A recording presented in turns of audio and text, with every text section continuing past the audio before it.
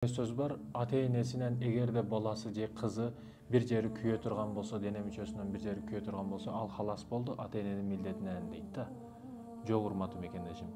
Бир жериңиз күйөбү, башка жериңиз күйөбү айырмасы жок, ата-энеге ар дайым сиз көсөмсүз. Себеби эч кайсы учурда, кандай учур болбосун, ата-энеңиз жан дүйнөсү күйүп турган учурда да сизди эч качан таштап кеткен эмес. Кыйналып төрөдө мусор кыркып бербесең сизди кучактап мээримине алды. Ошондуктан ата-эне маселесинде эч качан анын милдетинен халас боло албайсыз. Тамам. Кээ бирөөлөр бар, ошол мен өзүмдүн ушунчалык акчамды берип койдум. Канча жыл болгон болсо ошончону эсептедик.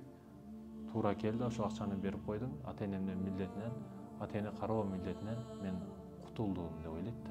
Жок, биз ар дайым ата-энеге байланган жандарбыз. Ата-энебизди кааласак, каалабасак кызматын кылышыбыз керек, дубасын алышыбыз керек. Себеби ата-эненин дубасын алган адам, ата-энеге кызмат кылган адам жашоодо кемчилик көрбөйт.